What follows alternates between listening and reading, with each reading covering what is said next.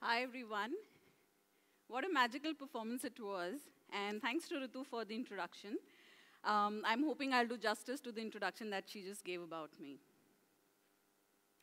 So, good afternoon, all of you, and a warm welcome.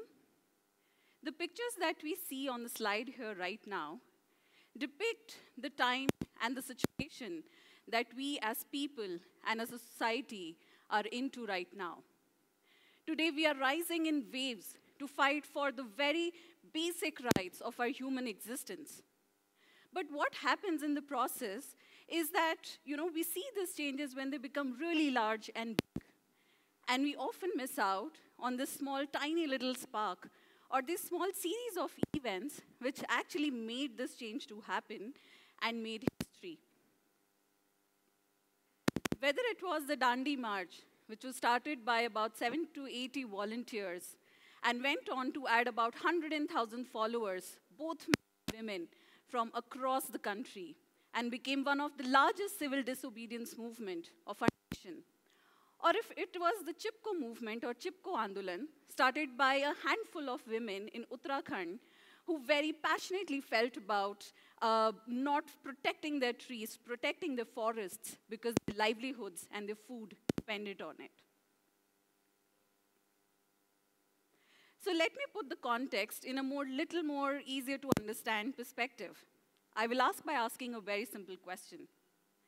What do you think a 10 rupee note can buy us today? Well, think about it for a moment, because it took me about 10 minutes to think about an everyday object that a 10 rupee note can buy in today's day and time. Until my eyes fell upon a small pack of Parle G, which was lying next to my hot steaming cup of coffee. I did a quick calculation and realized that this 10 rupee pack would actually last me for about 3 days and would supply me with my daily days of glucose. But what happens when the same 10 rupee note is saved every day, every month, by over 20,000 women in one of the remotest parts of India, in Manipur? Well, they lent out loans of over 50 crores to all these 20,000 women spread over 250 villages, to all these women to whom our banks felt that they are not a worthy customer and who wanted to build their dream as an entrepreneur in their own right. On a very beautiful Sunday morning last year, when I was still tired from my 8-hour-long flight and 7-hour-long bumpy ride to reach this beautiful, quaint village in the hills of Manipur in Ukhrul. When I arrived there, because it was a Sunday, I realized that there is a ritual of the whole village and the community that you go to the local church and attend the Sunday Mass.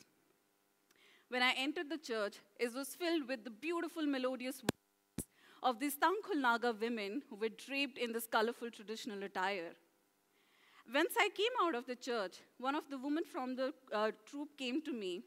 Her name was Ramta Won, and she was very curious to know about me because she had never before seen a non-Manipuri, a non-Tangkhul Naga woman in her village before. So we had a little chit-chat, and then I asked her about her story. And that's when she told me that 10 years ago, she and other women like her in the village started saving 10 rupees every month. Now, 10 years before, these women did not know the importance of savings until one of our partner organizations named Udvim, located in Ukhrul, did a little financial awareness campaign and said that, hey, you know what, give 10 rupees or whatever that you can every month, because it will help you buy whatever that you want for your household. So the women started saving this money because some of them wanted to buy a blanket for home.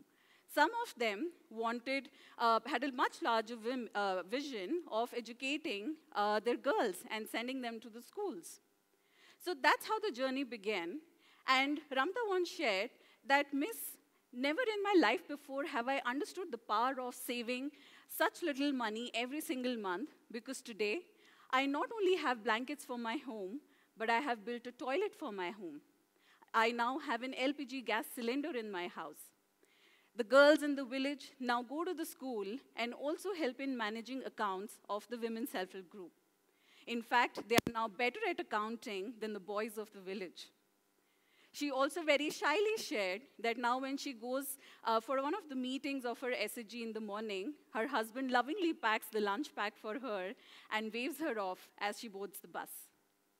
So this small act of saving 10 rupees every month has not only changed the economic landscape of these 250 villages and 20,000 women, but has brought gender equality, unity, peace amongst the clansmen, because when the women started coming together, the men of the house started interacting. It brought health because of the toilets and equal education for both boys. The next story is about Shalan Shelke. Shalan Tai, as I lovingly call her, Tai in Marathi means elder sister. Now, Shalan Tai and 200 other women like her in 2001 started a women's cooperative named Nirmiti Mahila Audyojik Sansthan. This is about 70 kilometers away from Nasik, where we are today.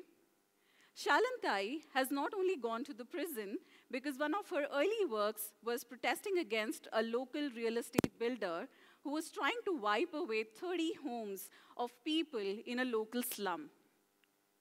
Shalan Tai has also spent sleepless days and nights along with her 2 younger kids and her husband because she did not have the money to afford the rent for her home or even afford 2 meals in a day.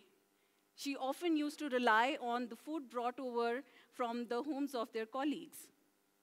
But this organization today has touched lives of over 5,000 women in across 42 villages in the Ahmednagar district of Maharashtra and has lent out loans of over 20 crores to all these women and have made them micro-entrepreneurs in their own right.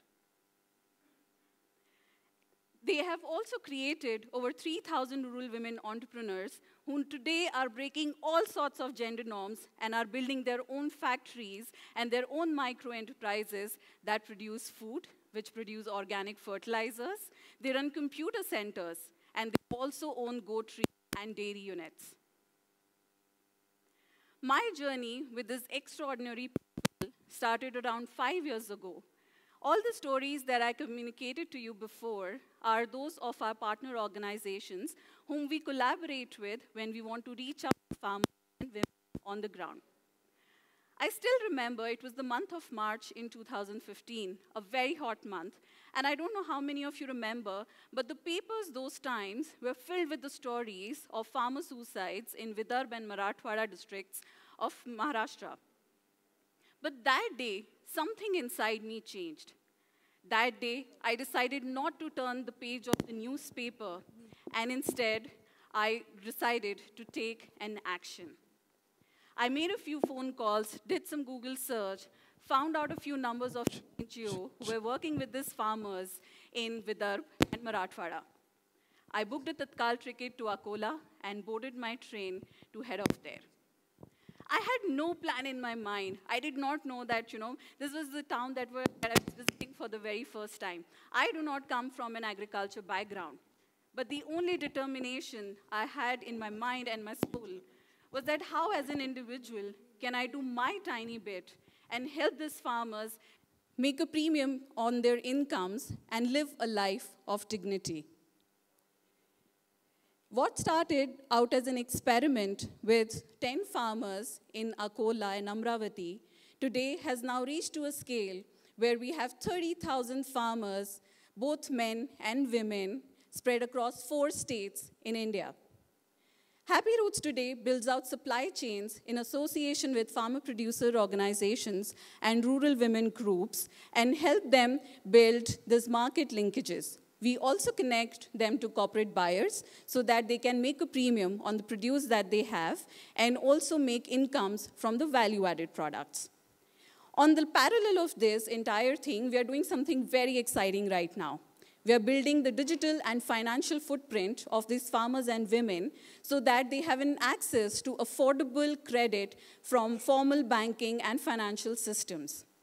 And this platform will help them get an access to credit in lack of any financial asset, whether it is a farmland, it is a home, or just a piece of land which is in their name, which often they have to put in as mortgage. Happy Roots, in the last 5 years of its journey, has increased the incomes of these communities by over 100%.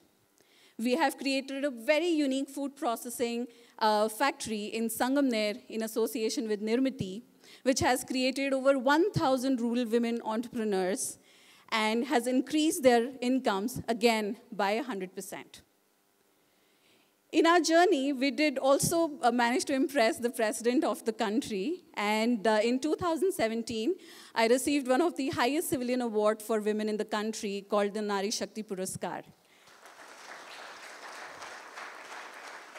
Thank you so much. We have also received a lot of love from a lot of national and international media, including the Forbes magazine. And in 2017, again, Business Today named me as one of the most powerful women in the Indian impact business. Thank you so much. We were also recently featured in one of the case studies published by the World Bank and the United Nations as one of the most innovative businesses in India that have helped improve the livelihood of rural women in the country. But this journey has never been very easy. In fact, I feel that there have been more lows than highs. And me and my community partners have gone through a lot of dark times, both personal and financial. Including a very recent incident when I received an SMS from my bank account. I saw that I had only 3,000 rupees left in my bank account. And the first thought that came to my mind was that, oh, wow, soon I'm going to be a broke social entrepreneur. So I don't know if that even means anything. So there are a lot of these tough times. But what happens during, when I'm questioning every decision that I have taken in my life, including leaving my plush cushy job 5 years ago and working with the farmers, I just close my eyes and I try to remember the story that keeps me inspired and keeps me going every single day. And this story is of Anita. Anita, before joined us as a head baker in our Sangamner factory, used to work as a farm laborer. She used to earn roughly about 500 rupees every month. That, my friends, is the cost of your one single cup of Starbucks coffee with a cheese chili toast. Anita, when she got married, after a year of that, she lost her husband. After a few years, she had to ask her son to drop out of school because she couldn't manage the finances of the household any longer. But today, after 2 years of joining our factory, she now makes 10,000 rupees a month. This is equivalent to what every male in the village is making right now. The son is back to the school, happily pursuing the education. She has now built a small cement home for herself and her family. And now every morning when she comes to the factory, she rides her own bicycle, which she bought by taking a loan, small loan from the Microcredit Society. And the picture that you see right next to her is, now Anita is actually the face of the products that Nirmiti sells. And a pack of which is in your bag as well. So please do try the products, and I would love to hear the feedback as well. In the last 5 years of my experience in working both sides of the equations with the rural communities on the ground, and now with policymakers and the government and international development organizations, there is one thought that just keeps coming back to my mind every single day, which is great intent is often lost under the weight of larger targets and numbers because smaller changes do not make for great stories. So friends, today, I do not want to leave you with a motivational quote, but what I want to leave you with is 3 questions. And I want each one of you, whether you are a policymaker, you're a bureaucrat, you're a CSR head, or just an individual who wants to work for the development of the rural poor. The first question is, can we create a balance between wider and deeper impact? Which means, can we not just focus on the larger numbers that we wish to target, but also see that is our policy, our programs are actually changing the lives of these individuals? We want to teach 1,000 kids, But do we ever ask that how many of them actually reached up to secondary schools or even get a college degree? We want to give out 10,000 sewing machines to our rural women, but do we ever train them on designs which will make their products really sellable in the market? We want to give out 4 lakh subsidized tractors to our farmers, but have we created an ecosystem that truly gives them a platform to perform free trade and get a premium for what they produce? Number 2, can we design a program by including the voices of the people that we wish to benefit and not to see them as just mere targets that we want to impact through our policy and programs? And in fact, create something that the communities truly need and not what the world wants to see. And lastly, can we patiently invest in smaller changes in the very beginning so that they go on to become a powerful history in the end? Thank you so much.